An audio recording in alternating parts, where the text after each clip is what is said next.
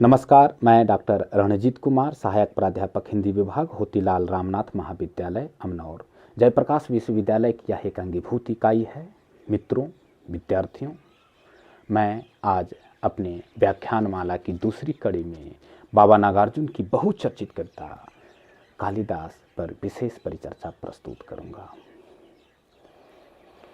महाकवि कालिदास विश्व साहित्य के क्षितिज पर उगने वाले वो सूर्य हैं जिनकी आभा से समस्त विश्व सदन आलोकित हो रहा है। और उनकी तीन महान कृति, विशेष तौर से रघुवंशम, कुमार संभवम और मेघदूतम, मानो गंगा, यमुना और सरस्वती भारतीय साहित्य का माना जाता है। और महाकवि कालिदास के माध्यम से बाबा नागार्जुन ने इन तीनों महाकाव्यों का संगम करवाया है अपनी इस छोटी सी कविता में। यह कविता बहुत ही छोटी है। जब कविता पाठ होगी आप स्वयं इसका अनुमान लगा सकते हैं कि यह कविता कितनी छोटी है, किंतु गागर में सागर है। गागर में सागर इसलिए है कि महाकवि कालिदास जैसे महान विभूति को इस छोटी सी कविता में, उसके बाद उनकी तीन महान कृतियों को इस छोटी सी कविता में स्थान दे देना, यह कोई कुशल कवि ही कर सकता है। जिसे बिंब पर और भाषा पर और भाव पर मजबूत पकड़ हो, वही कवि कर सकता है। और इस दृष्टिकोण से बाबा नागार्जुन के सदृश से कोई और कवि मेरे दृष्टिकोण से नहीं दिखता है। दूसरी बात यहाँ पे जो प्रमुख है वो है कि महाकवि कालिदास को लेकर कई विद्वानों ने, कई लेखकों ने कलम चलाई है। सुरेंद्र वर्मा ने 8वां सर्ग, शकुंतला की अंगूठी जैसे नाटक और नाटिका के माध्यम से कालिदास को आधुनिक संदर्भ में दिखाने की कोशिश किया है। उसी तरह से अस्ति कश्चित बागार्थियम के द्वारा डॉक्टर कृष्ण कुमार ने भी कालिदास को प्रस्तुत करने की कोशिश किया।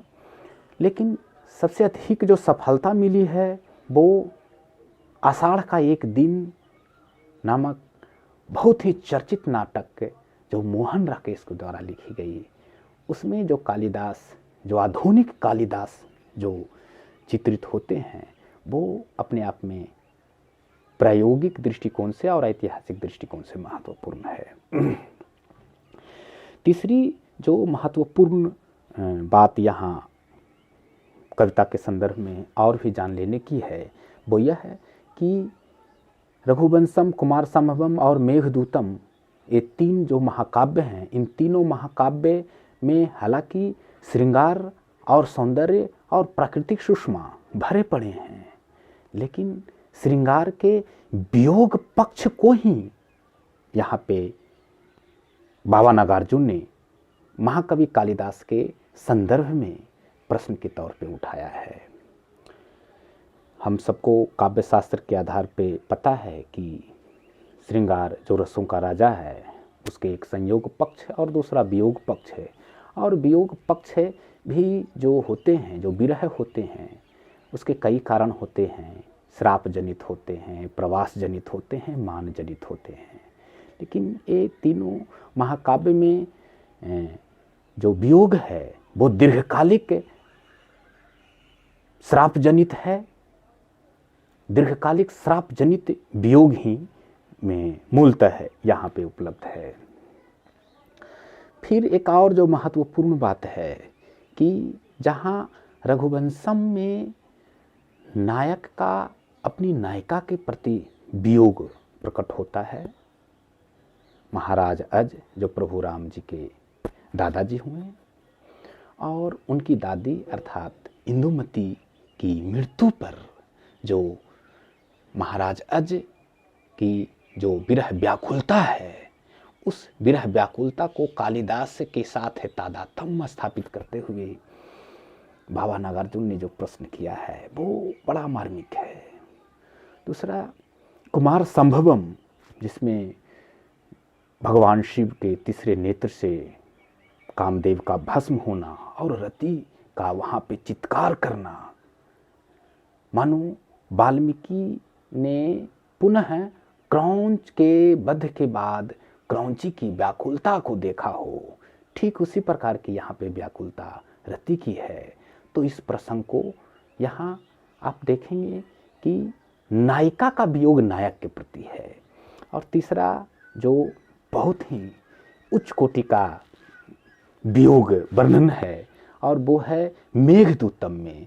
यह अपने आप में अनूठा है। मेघ को दूत बनाने की परंपरा, प्रभु राम जी ने हनुमान को दूत बनाकर राजमुद्रिका अंगूठी पहुंचाया सीता के पास। यहाँ मेघ को दूत बनाकर अलकापुरी से निर्वासित यक्ष रामगिरी पर्वत, चित्रकूट के रामगिरी पर्वत पर बैठा और मेघ को दूत बनाकर वो अपनी जो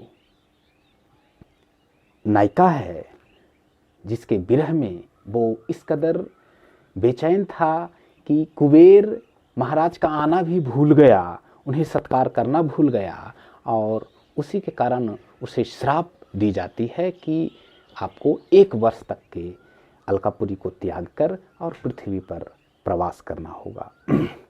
तो इसमें नायक का नायिका के प्रति ही वियोग है, किंतु इसमें दोनों पात्र जीवित हैं।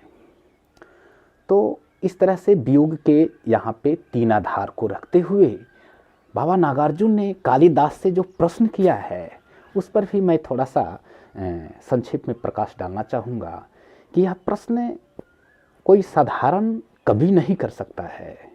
जिस कवि में कालिदास की जो उच्च कोटि का जो साहित्य है, उसी उच्च कोटि का साहित्य जिस कवि में उपलब्ध होगा, मौजूद होगा, वही कर सकता है। और नहीं तो एक पुत्र अपने पिता से कर सकता है। यहाँ मैं समझता हूँ कि कालिदास से जो प्रश्न किया गया है वो एक पुत्र का प्रश्न हो। हालांकि कुछ मित्रवत भी कहा जा सकता है, लेकिन कालिदास से चुटकी लेने की बात मैं समझता हूँ कि यहाँ पे उद्देश्य नहीं होगा बाबा नागार्जुन का, क्योंकि यह विरह का प्रश्न है, वियोग का प्रश्न है, दारुण विरह की व्याकुलता का प्रश्न है, शोक का प्रश्न है। और इस शोक के प्रश्न पर उपहास मेरे दृष्टिकोण से साहित्योचित नहीं जान पड़ता। खैर, अब मैं आपके बीच में संक्षेप में कविता, चूँकि आप सुनेंगे और एक ही पाठ में आप समझ भी जाएंगे, क्योंकि इसमें जो भी भाषा है वो काफ़ी सरल है। और स्वयं आप इस कविता को सुने और मूल्यांकित करें कि जो प्रश्न नागार्जुन ने किया है वो मर्यादा आदर्श की कसौटियों पे खरा उतरता है, या क्या महाकवि कालिदास जैसे महाव्यक्तित्व से इस तरह के प्रश्न काव्योचित है, नैतिक है। ऐसे कई प्रश्न आप यहाँ पे खुद अपने आप से उठा सकते हैं। खैर, फिलहाल कविता सुनिए। कालिदास शीर्षक कविता। कालिदास सच सच बतलाना, कालिदास सच सच बतलाना, इंदुमती के मृत्यु शोक में, इंदुमती के मृत्यु शोक में अज रोया तुम रोए थे। कालिदास सच सच बतलाना, कालिदास सच सच बतलाना। कालिदास सच सच बतलाना, इंदुमती के मृत्यु शोक में तुम रोए थे या अज रोया था। भाई निराला ने कहा कि मैं शैली अपनाई, देखा एक निजी दुख बहाई, दुख की पीड़ा पड़ी हृदय पे, झट उमड़ वेदना आई। आचार्य रामचंद्र शुक्ल जी ने साधारणीकरण का जो अपने काव्य के तत्व के आधार पर जो व्याख्या की है वो यहाँ उपस्थित होता है। या फिर सुमित्रानंदन पंत जी की ये पंक्ति कि वियोगी होगा पहला कवि आह से उपजा होगा गान, उमड़ कर आंखों से चुपचाप वही होगी कविता आजान। तो कवि किसी भी घटना के साथ है खुद जब तक गहरे अर्थ में या तो सहानुभूति हो या तो स्वानुभूति हो, ये दोनों स्तर पर जब तक नहीं जुड़ता है तब तक वो कविता या वो काव्य में चारुता नहीं आती है, वो गुण नहीं आ पाता है जिसके द्वारा एक हृदय दूसरे हृदय के साथ जुड़ता है। काव्य शास्त्र में मधुमती भूमिका या ब्रह्मानंद सहोदर है कि जो बात होती है, या फिर अरस्तु ने जो रेचन का सिद्धांत जो प्लेटो के प्रतिवाद में स्थापित किया, वो कुछ इसी तरीका की बात है। खैर विषयांतर ना हो, पुनः हम लोग पाठ पे आते हैं कि इंदुमती के मृत्यु शोक में हे महाकवि कालिदास, आज ही केवल रोए या आपकी भी हृदय की पीड़ा वहाँ पे आंसू बनकर बाहर निकली थी। दूसरा प्रसंग आगे कहते हैं कि शिव जी की तीसरी आंखों से निकली हुई महाज्वाला में, शिव जी की तीसरी आंखों से निकली हुई महाज्वाला में, घृत मिश्रित सूखी समिधा सम कामदेव जब भस्म हो गया। रति का क्रंदन सुन आंसू से तुमने ही तो दृग धोए थे, कालिदास सच सच बतलाना रति रोई या तुम रोए थे, कालिदास सच सच बतलाना रति रोई या तुम रोए थे। महाकवि कालिदास, आप ये बताओ कि वहाँ केवल रति रोई थी या रति के मार्फत, रति के बहाने आपकी भी आंखों की आंसू, आपके भी हृदय दुगार वहाँ थे। उसी तरह से मेघदूतम का यहाँ प्रसंग देखिए कि वर्षा ऋतु की स्निग्ध भूमिका, प्रथम दिवस आषाढ़ मास का, देख गगन में शाम घन घटा, विधुर यक्ष का मन जब उचटा, खड़े खड़े तब हाथ जोड़कर चित्रकूट से सुभग शिखर पर, चित्रकूट से सुभग शिखर पर उस बेचारे ने भेजा था जिनके ही द्वारा संदेशा, उन पुष्करावर्ते मेघों का साथी बनकर उड़ने वाले, कालिदास सच सच बतलाना, कालिदास सच सच बतलाना, पर पीड़ा से पूर पूर हो, थक थक कर और चूर चूर हो, अमल धवल गिर के शिखरों पर, प्रियवर तुम कब तक सोए थे, रोया यक्ष या तुम रोए थे, रोया यक्ष या तुम रोए थे, कालिदास सच सच बतलाना। इस तरह से तीसरा प्रश्न कि कालिदास सच सच बतलाना, वहाँ पे यक्ष रोया या तुम रोए, उन बादलों में जो बारिश की बूंदें थी वो बादल की बारिश की बूंदें थी या तुम्हारे हृदय का भी उद्गार था। तो कविता इस तरह से समाप्त होती है। और इतनी छोटी कविता में जिस तरह से तीनों महाकाव्य और स्वयं कालिदास भी समा गए हैं, मानो अगस्त्य ऋषि के आचमन में जैसे समुद्र समा गया हो। तो इसमें थोड़ी सी हम लोग भाषा पर भी चर्चा कर ले। भाषा में जहाँ एक तरफ है इस कविता में संस्कृत निष्ठ शब्द मिलते हैं, जैसे घृत मिश्रित,